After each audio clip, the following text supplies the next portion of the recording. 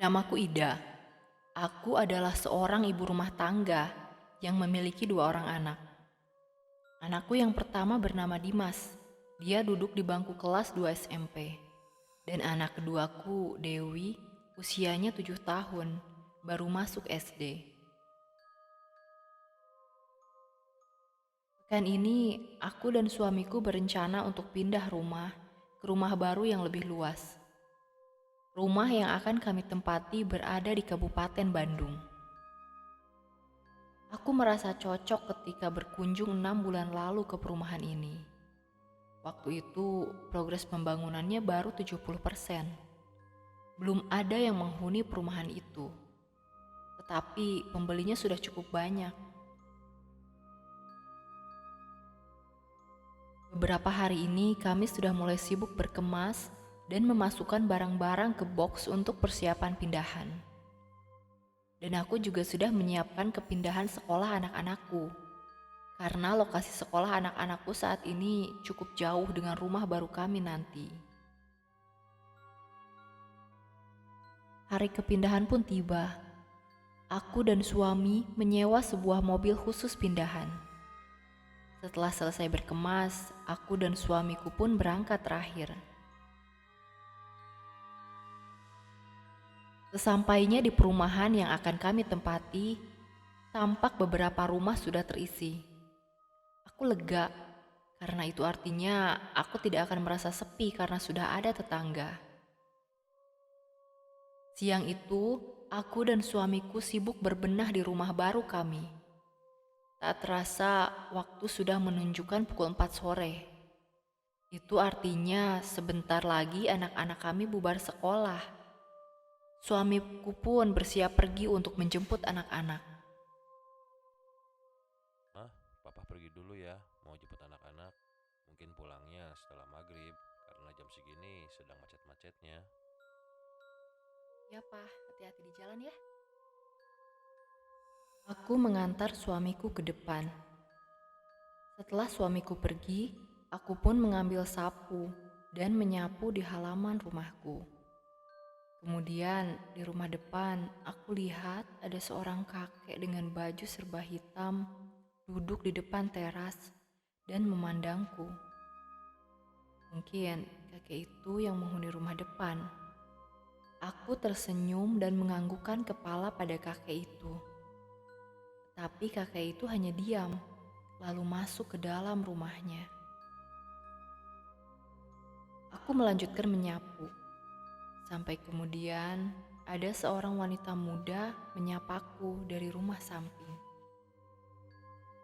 Selamat sore, Bu. Kami pun saling sapa dan ngobrol. Wanita itu bernama Sri. Ternyata dia sudah lama tinggal di rumah itu. Aku heran karena setauku ini perumahan baru. Tapi aku tidak ambil pusing dan mengira mungkin sebelum dijadikan perumahan, wanita muda itu sudah tinggal di daerah perkampungan sekitar sini. Menjelang maghrib, wanita itu pamit masuk ke rumahnya. Aku pun masuk ke rumahku dan mengunci pintu. Karena baru pindah, aku jadi belum bisa memasak dan memutuskan untuk membeli makanan online. Pukul 7, suami dan anak-anakku sudah sampai rumah. Tetapi makanan yang ku pesan belum sampai juga. Jam 8, makanan baru sampai. Mas, kenapa baru sampai ya? Hampir 2 jam loh saya nunggu makanan. Ini pasti sudah dingin makanannya.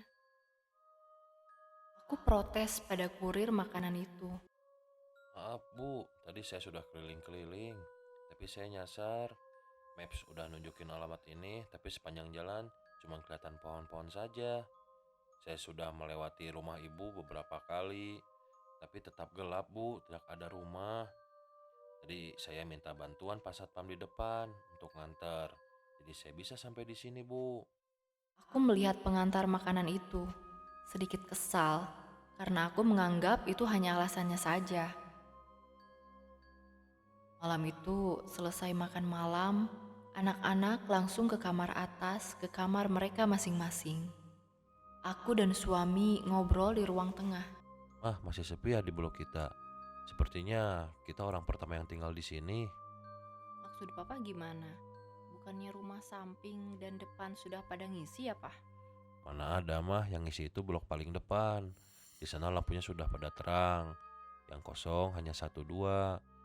Pas masuk blok kita, cuma rumah kita aja yang nyala lampunya. Aku terdiam. Aku yakin rumah depan dan samping itu sudah ada penghuninya. Karena tadi sore jelas-jelas aku melihat kakek dan wanita muda.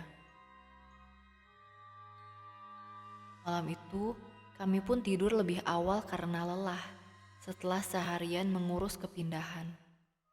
Aku terbangun ketika mendengar ada suara ribut-ribut di dapur. Seperti ada yang memasak di wajan dan suara piring atau gelas yang beradu. Karena terganggu, aku pun keluar kamar dan menuju dapur. Tetapi tidak ada siapa-siapa. Dan semua barang-barang di dapur masih pada tempatnya. Aku kembali ke kamar. Namun, langkah kakiku terhenti ketika mendengar suara keran air di kamar mandi menyala dan suara guyuran air. Seperti ada orang yang sedang mandi. Dimas, kamu lagi mandi malam-malam begini? Aku mengetuk pintu kamar mandi. Suara keran dan guyuran itu pun terhenti. Aku lalu membuka pintu kamar mandi yang ternyata tidak terkunci. Tidak ada siapa-siapa. Tetapi kamar mandi seperti bekas dipakai karena becek di mana-mana. Aku terkejut dan mulai ketakutan. Aku lalu berlari masuk ke dalam kamar dan berbaring di samping suamiku. Tak lama kemudian, aku mendengar suara palu dan ketukan-ketukan di rumah samping. Aku berpikir mungkin tetangga sampingku sedang memasang atau memperbaiki sesuatu di rumahnya. Pagi itu hari Minggu. Aku, suami dan kedua anakku pergi jogging keliling komplek sekalian hendak menyapa tetangga-tetangga kami. Sepanjang jalan, aku menyadari bahwa blok kami semua rumah masih kosong karena tidak ada aktivitas apapun yang terlihat. Jendela-jendela yang tertutup dan halaman yang masih kosong, tidak ada kendaraan yang terparkir. Tidak ada sandal ataupun tanda-tanda ada orang di dalam. Ketika kami sampai blok depan, tampak suasananya lebih ramai dengan banyak aktivitas seperti orang yang sedang berjemur, jogging, dan anak-anak yang bermain depan rumah. Karena penasaran, aku pun menghampiri pos satpam dan bertanya mengenai blok kami. Ternyata, kata Pak Satpam, blok kami baru terisi satu rumah, yaitu rumah kami. Beberapa rumah sudah dibeli, tetapi belum ada yang pindahan. Aku merasa aneh karena jelas-jelas sudah ada kakek-kakek dan wanita muda di dekat rumah kami. Sore itu, aku sedang memasak di dapur. Suamiku sedang di depan rumah, dan kedua anakku sedang keluar. Tiba-tiba, aku mendengar suara yang berlarian di lantai atas. Kemudian, Mah? Suara Dewi, anakku yang kedua. Mah? Iya, udah pulang, Wi. Kakakmu mana? Mah? Terdengar suara Dewi lagi. Aku tak menyahut, karena pasti dia sedang mengejekku seperti biasa, hanya ingin mendengar sahutanku. Aku pun pergi menghampirinya ke lantai atas. Tidak ada siapa-siapa. Aku mencari Dewi ke kamarnya, kamar kakaknya, dan juga ke balkon. Dan Dewi tetap tidak terlihat. Aku pun bergegas turun ke bawah, kemudian menghampiri suamiku di luar. Kak, anak-anak udah pulang belum? Belum? Aku terdiam. Lalu, siapa yang tadi berlarian di atas dan memanggil-manggil namaku? Aku membuang jauh-jauh pikiran burukku, lalu masuk lagi ke dalam dan melanjutkan memasak. Mah, mah. Kali ini suara panggilan itu terdengar sangat dekat seperti di belakangku. Mah, mah. Angin berhembus ke telingaku. Aku terkejut dan menoleh ke belakang. Aku heran ketika melihat wanita muda yang sempat kulihat di rumah samping ada di belakangku. Wanita itu tersenyum padaku. Mah, suaranya mirip sekali dengan suara Dewi anakku. Tiba-tiba wanita itu memegang tanganku. Wajahnya berubah menjadi sangat pucat. Gigi-giginya tampak sangat tajam dengan taring yang panjang. Matanya melotot putih. Mukanya hancur, tak beraturan, dan seperti basah, dipenuhi belatung yang bergerak-gerak. Mulutnya menganga lebar, mengeluarkan liur kental dan bau busuk. Tercium bau bangkai yang menyengat. Tangan wanita itu keras mencengkram tanganku. Aku ingin berteriak, tapi tenggorokanku tercekat. Aku berdoa sebisaku dan memejamkan mata. Mah. Wanita itu tertawa dengan keras dan mengguncang-guncang tanganku. Aku menangis. Hingga akhirnya suara pintu depan terbuka. Suamiku masuk ke dalam bersama anak-anak. Suamiku yang melihatku sedang berdiri kaku dengan mata terpejam menghampiriku. Mah, kenapa, Mah?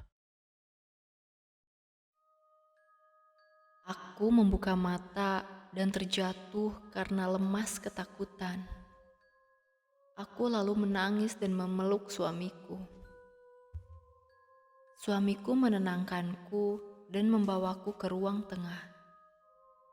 Aku menceritakan kejadian di dapur tadi pada suamiku. Selain itu, terlihat pergelangan tanganku tampak memar membiru, seperti bekas cengkeraman. Mungkin karena bekas dipegang oleh makhluk tadi. Aku sengaja menjauhi anak-anak ketika menceritakan ini, karena aku tidak mau anak-anak jadi ketakutan. Setelah mendengar cerita itu, suamiku pun mengajakku untuk menggelar pengajian di rumah besok. Mungkin karena kami belum mendoakan rumah ini, jadi makhluk yang ada di rumah ini merasa terganggu. Akhirnya besoknya kami mengundang keluarga dan tetangga komplek serta ustadz yang tinggal di daerah kami untuk mengaji.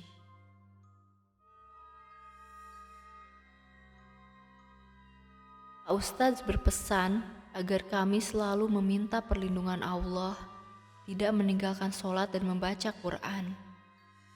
Kedudukan kami sebagai manusia lebih tinggi daripada jin dan setan.